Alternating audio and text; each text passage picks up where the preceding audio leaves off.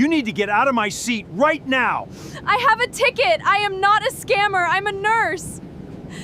Spain Ramasseurs. Maya Ellis had saved strangers all night, but by 7 in the morning, a cabin full of strangers was watching her like she had stolen from them. She had only been in seat 2A for a few minutes. Her hands were folded tightly over a paper boarding pass. Her hair was still pinned in the rushed, uneven knot she had made in the hospital bathroom. Beneath her grey hoodie, the faint smell of antiseptic clung to her scrubs. Then a man in a charcoal coat stopped beside her and said, loud enough for the whole first-class cabin to hear, "You're in my seat." The cabin changed instantly. A woman across the aisle stopped scrolling. A teenager lowered one earbud. The flight attendant near the galley froze with a stack of plastic cups in her hand. Maya looked up slowly, her eyes red from a 16-hour ICU shift. "I'm sorry," she said. "My boarding pass says 2A." The man smiled like she had just admitted something embarrassing. "No," he said. "Your pass might say that, but this seat was paid for." A few heads turned harder. Somebody behind her whispered, not quietly enough, "How does that even happen?" Maya felt her throat tighten. A gate supervisor hurried onto the plane with a tablet tucked against his chest. His name tag read, Ben Mercer. He looked nervous before he even reached her row. The man in the coat pointed down at Maya. "That's my seat," he said. "I'd like it handled before we sit here all morning." Ben glanced at Maya's hoodie, her worn tote bag. The badge flipped backward against her chest. Then he looked at the man's expensive coat. His decision seemed to happen before he opened his mouth. "Ma'am," Ben said, "I'm going to need you to gather your belongings." Maya stared at him. "I boarded with everyone else," she said. "The scanner accepted my pass." Ben's face stiffened. "There appears to be a seating issue," he said. "I didn't steal a seat, then." Words steel landed in the aisle like broken glass. The man gave a short laugh. Somewhere behind Maya, a phone camera rose above a seatback. Ben leaned closer and lowered his voice, but not enough. "Let's not make this more difficult." Maya stood slowly, clutching her tote bag against her side. At the boarding door, the scanner chirped for another passenger. Green light. Accepted. Nobody looked at it. Everyone was looking at Maya. Everyone was looking at Maya. She felt each face as she stepped into the aisle, not because they were cruel, but because none of them knew what else to do. Curiosity had made them still. Judgment had made them quiet. Her tote slipped down her shoulder. A paperback, a phone charger, and a folded hospital cafeteria receipt shifted inside it with a dry little rustle. Ben held out one hand toward the front door. "Right this way," he said. Maya did not move at first. She turned back to the seat. The blanket was still folded. The water bottle she had been given was unopened. Nothing about 2A looked claimed, except for the shame now sitting there in her place. The man in the charcoal coat stepped aside just enough for her to pass. As Maya moved by him, he murmured, "People should know where they belong." She stopped. Not fully. Just enough that Ben noticed. Just enough that the flight attendant looked up from the galley. Maya's face stayed calm, but her fingers tightened around the strap of her tote. "I do know where I belong," she said. "That's why I sat where the airline put me." The man's smile twitched. For 1 second, the cabin felt less sure of itself. Then Maya's badge swung forward from beneath her hoodie. A little girl in row 4 saw it first. "Mom," the girl whispered. "She works at a hospital." Her mother gently pulled the child closer, embarrassed by the volume of innocence. Maya tucked the badge back against her chest, but it was too late. A few passengers looked away now, suddenly interested in buckles, windows, shoes. Ben cleared his throat. "Ma'am, please." At the front of the plane, the air changed. Jet bridge air was colder, metallic, carrying the smell of fuel and coffee from somewhere beyond the walls. Maya stepped over the threshold. Behind her, the man's voice floated through the cabin. "Can we board properly now?" A few people gave the thin, uncomfortable laugh people make when they want a moment to end. Maya kept walking. Her phone buzzed in her pocket. She didn't check it. She already knew it would be her sister asking if she had made the flight. She had promised she would. Ben stopped her just outside the aircraft door, near the scanner mounted on its stand. The screen still glowed. Maya glanced at it only once.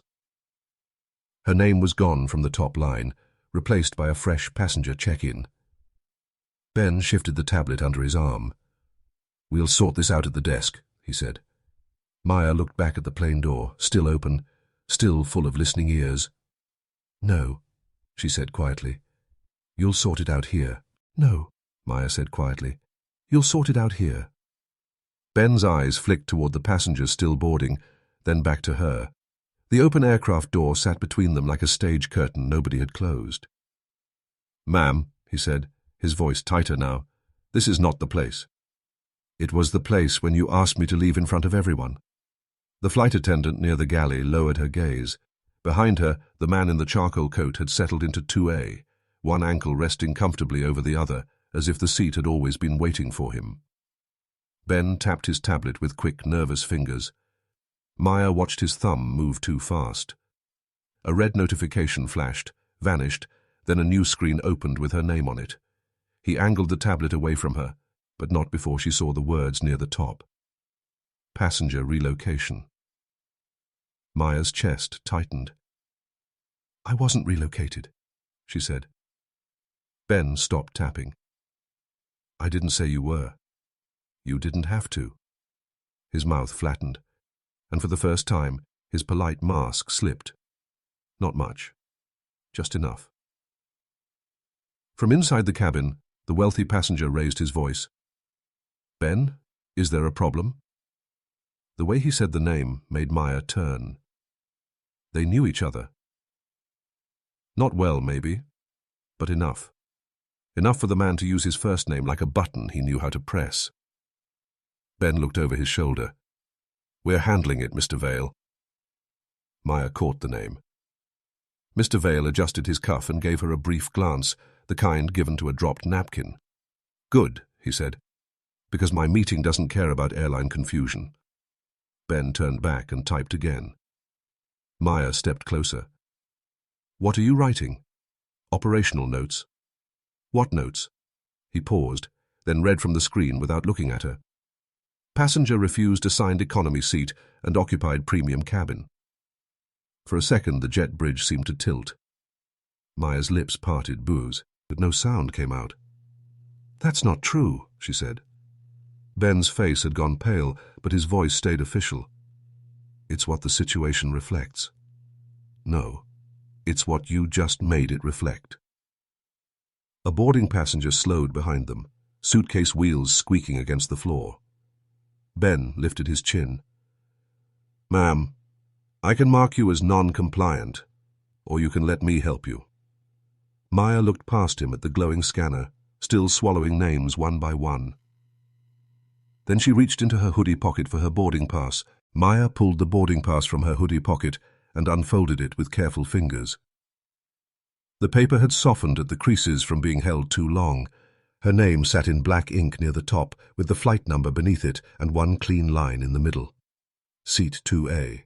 She held it up, not like a weapon, but like something fragile that had already been ignored once. Ben barely looked. "Printed passes can lag behind system changes," he said. Maya stared at him. "Then scan it." The boarding line behind them slowed. People tried to pretend they were not listening, but their suitcases had stopped moving. Ben shifted his body between Maya and the scanner. "That won't be necessary." It was necessary for everyone else. His eyes sharpened. Inside the aircraft, Mr. Vale's voice cut through the open door. "Are we seriously entertaining this?" Maya did not answer him. She kept the pass raised between herself and Ben. The flight attendant stepped closer from the galley. Her name tag read, Alina. She looked at the boarding pass for only a second, but her brow changed. Not shock. Recognition. "What is it?" Maya asked. Alina hesitated, then touched the lower corner of the paper without taking it. "There's an upgrade code printed here," she said quietly. Ben turned fast. "Alina." She removed her hand, but the damage was done. Maya looked down. Near the bottom, under a row of numbers she had not understood before, were 3 letters and a timestamp. UPG, 6:42 a.m. Maya looked back at Ben. What does UPG mean? Ben's throat moved. It can mean several internal things. Alina's eyes stayed on the floor. Mr. Vale laughed from 2A. It means she got lucky and someone made a mistake. Maya finally looked at him. No, she said. A mistake is when a bag goes to Phoenix. This feels like editing. At the gate desk, another employee leaned toward a monitor, and frowned. Ben saw him too late. The employee called across the jet bridge, confused and too loud. Ben, why is 2A still showing as upgrade confirmed under her scan? The scanner beside Maya blinked once. Green light. No beep this time. Just the color. Just the color. Green. Maya stared at it, waiting for someone else to react first. The little screen had no shame, no hesitation, no expensive coat to protect. It simply showed what it showed. Ben stepped toward the scanner and tapped the side button hard enough to rattle the stand. System delay, he said. The employee at the desk frowned deeper. That's not a delay. It's live. A few passengers in the jet bridge shifted closer. Inside the plane, the cabin had gone quiet again, but this silence felt different, less hungry, more careful. Ben lowered his voice. Maya, I'm trying to keep this from becoming worse. She looked at him. For who? His eyes flicked toward Mr. Vale, then away. For you, he said. If I file this as a cabin disruption, the captain can remove you entirely. You may not fly today. The words hit harder than she expected. Not fly today. Her sister would be waiting in Denver with 2 coffees and a brave face. Their mother's consultation was at noon. Maya had worked the overnight shift because there had been no one else to trade with, then changed in a staff bathroom and come straight to the airport. She had made it this far on vending machine crackers and the promise that she would not be late. Her phone buzzed again. This time she looked. Nina. Maya's thumb hovered over the screen. She could almost hear her sister's voice before answering, bright in that forced way people sound when fear has already unpacked its bags. She declined the call. Then another notification appeared. Mum asking if you landed yet. Don't tell her anything stressful. Maya closed her eyes for 1 second. Ben softened his tone, which somehow made it worse. I can put you on a later flight and give you a meal voucher. A meal voucher? Maya repeated. He nodded, as if kindness had arrived wearing a plastic name badge. From inside 2A, Mr. Vale called, That sounds more than fair. Maya looked down at the boarding pass in her hand. The paper shook now. Not from fear, exactly. From the awful math of being tired, outnumbered, and close to losing something she had fought all night to reach. She folded the pass once. Alina watched her do it. Maya, Alina said under her breath. Maya did not look up. For a moment she almost handed the pass to Ben and let the machine, the cabin, and the man in 2A keep whatever version of the story they wanted. Then the gate phone rang at the desk. The employee answered, listened, and slowly turned toward them. Ben, he said, Passenger Services is asking why her upgrade was manually overridden after boarding. For the first time, Mr. Vale stopped smiling. Not for long. He recovered quickly, smoothing one hand over his tie as if the question from Passenger Services were only static on a bad call. Ben's face changed more slowly. He turned toward the gate employee. Tell them I'm resolving a duplicate seat conflict. The employee covered the phone with his palm. They're asking about an override, not a duplicate. Maya looked at Ben. That word had weight. Override. Not mistake, not lag, not confusion. Choice. A seatbelt clicked inside the plane, then another. A young man rose from row 3, tall and awkward, with a canvas backpack hugged against his chest. The teenager who had pulled out one earbud earlier now stepped into the aisle. Alina lifted a hand. "Sir, please remain seated." He swallowed. "I saw it." Everyone looked at him. Mr. Vale's jaw tightened. "Saw what?" The young man pointed toward Ben's tablet. When she was still sitting down, he opened her passenger record. "I was filming out the window for my channel, but the screen caught in the reflection." He lifted his phone carefully, like it might explode. "I didn't know what it was until he read that note out loud." Ben took one step toward him. "You cannot record employee screens." "I wasn't trying to," the young man said. "I was filming the wing. Your tablet was angled at the window." Maya's breath caught. Not relief. Something more dangerous. A fact with a witness attached to it. Mr. Vale stood now, blocking the aisle with practiced irritation. "This is absurd. A passenger with a phone is not an investigation." "No," Maya said, turning toward him, "but it's more than your word." His eyes cut to her. For the first time, he looked less like a customer and more like a man trying to keep a door shut. Ben raised his voice. "Everyone needs to sit down." Nobody moved. The gate employee snapped. He had the phone against his ear. He listened again, then said, "Passenger Services says the upgrade wasn't random. It was entered by Family Care Liaison at 6:42. Alina looked at Maya. Maya shook her head slightly. She didn't know what that meant. Then the employee added, quieter, "They're asking if she knows the name Howard Keller." Maya's hand tightened around the boarding pass. Her eyes lifted. "Oh," she whispered. "Oh," she whispered. Maya had not heard Howard Keller's name in 3 months, but the sound of it still brought back the antiseptic sting of room 8 to 12 and the soft, stubborn voice of an old man who kept apologizing for needing water. Alina stepped closer. "You know him?" Maya nodded once. "He was my patient." Mr. Vale let out a sharp breath. "This is becoming a hospital reunion. Can we please return to reality?" Maya looked past him toward the gate desk. "What did they say about his family?" The employee listened again, his fingers moving over the keyboard. "They say the upgrade was authorized by Keller Family Travel Assistance," he said, "linked to a thank you note in the reservation." Ben's face had gone almost blank. "That's private account information," he snapped. The employee glanced at him. "Passenger Services is reading it to me."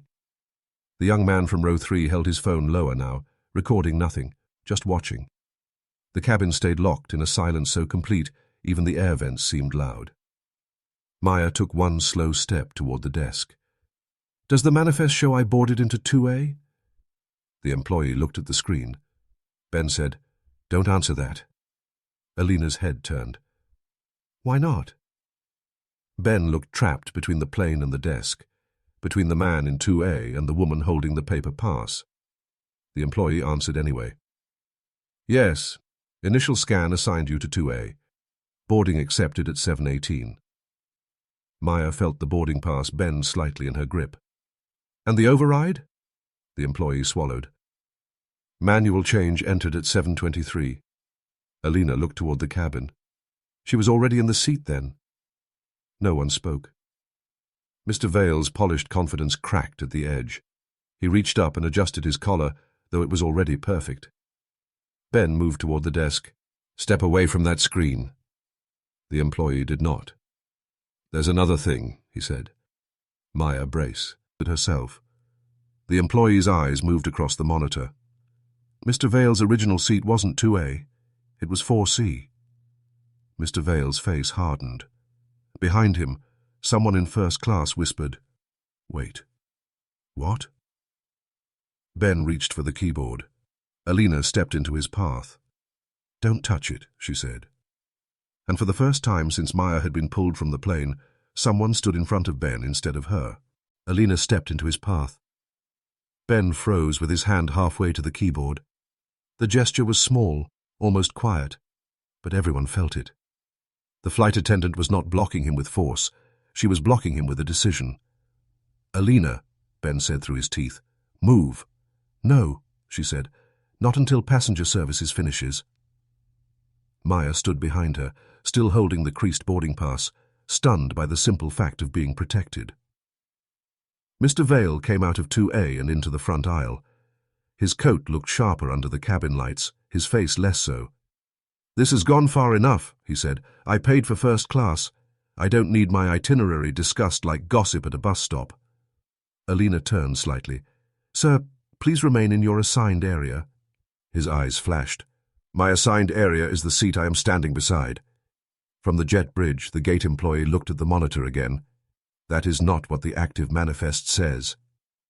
A ripple moved through the passengers. Not loud. Worse than loud. The kind of quiet that leaned forward. Maya took one step into the aircraft doorway. She did not enter the cabin, but her voice carried inside. "I want to hear the record out loud." Ben turned sharply. "That's not your call." "It became my call when you wrote that I refused an economy seat." A woman in row 2 lifted her chin. The man beside her stopped pretending to read. The young witness in row 3 said, "He did write that." Ben pointed at him. "Put the phone away." "It is away," the young man said. "You're just still worried about it." Mr. Vale gave a cold little laugh. "This is theatre. She got embarrassed, and now everybody wants a villain." Maya looked at him fully. "No," she said. "I wanted a seat.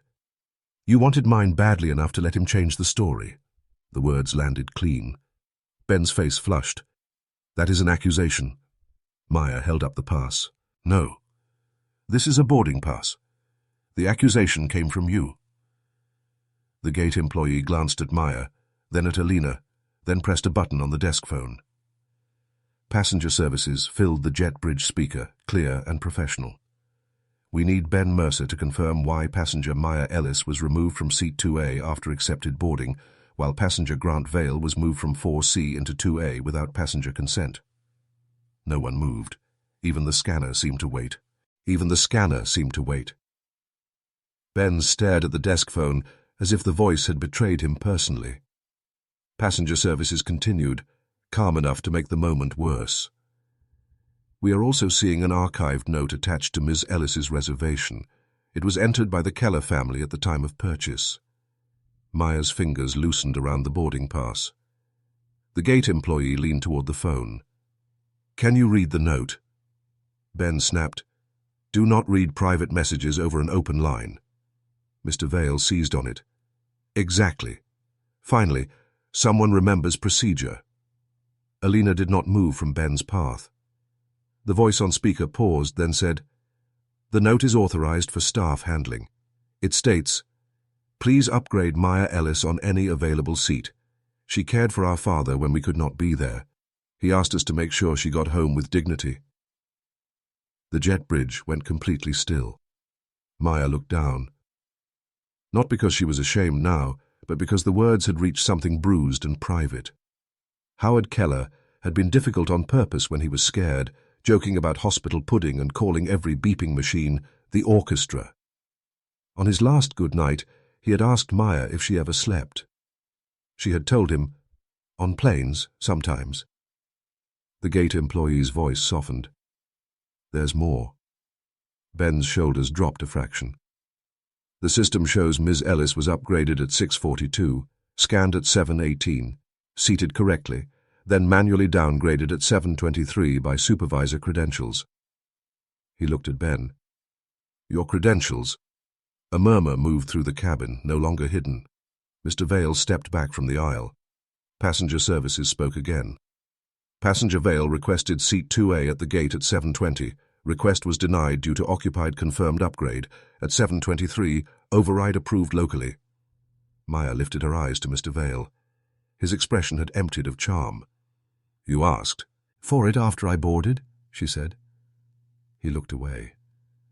Ben said nothing. Alina turned toward the cabin, her voice steady. "Miss Ellis was never in the wrong seat." The sentence traveled down the aisle faster than any apology could. The woman in row 2 covered her mouth. The young man in row 3 stared at Ben with open disbelief. Someone near the back whispered, "She was telling the truth." Maya stood in the doorway, tired beyond anger now. She looked at the seat, at the man who had wanted it, at the supervisor who had changed the record to make her small. Then passenger services said, "Hold boarding. A duty manager is on the way. Hold boarding. A duty manager is on the way." The words hung in the jet bridge, and this time nobody tried to hurry past them. Ben stepped back from the desk. His face had lost its official smoothness. Mr. Vale remained near 2A, one hand on the seat back, no longer looking like a man defending property. He looked like a man caught holding something that had never belonged to him. Maya stood still. A woman in a navy blazer arrived from the terminal at a fast walk, her badge clipped straight, her expression already serious. "I'm Carla Reeves, duty manager," she said. She looked at Maya first. "Ms. Ellis, I owe you an immediate apology. You were correctly upgraded, correctly scanned, and incorrectly removed." The cabin heard every word. Maya swallowed once. "I just need to get to Denver." "You will," Carla said. "In seat 2A, as assigned." Carla turned to Ben. "Your access is suspended pending review. Step away from the system." Ben's mouth opened, then closed. She looked toward Mr. Vale. "Mr. Vale, your assigned seat is 4C. If you refuse to take it, we'll rebook you." The sharpness in his face returned for half a second, but it had nowhere to go. He reached for his bag in silence. As he passed Maya, he did not apologize. That almost made it cleaner. Alina stepped aside and gestured toward the cabin. Maya walked back onto the plane. No one clapped. That would have made it cheap. Instead, people made room with a quiet respect that felt heavier than applause. The woman in row 2 said, "I'm sorry we stared." Maya looked at her and nodded. The young man in row 3 lowered his eyes. "I'm glad the screen caught it." "So am I," Maya said. Seat 2A was empty again. Alina placed a fresh bottle of water beside it, then rested Maya's folded boarding pass on the armrest. "Keep that," she said softly. Maya sat down, and for the first time all morning, the body believed it could stop standing. Later, the airline issued a public apology, confirmed the supervisor had been disciplined, and gave Maya a year of travel vouchers. But what Maya remembered most was not the voucher. It was the green light on the scanner, glowing quietly while everyone else was wrong.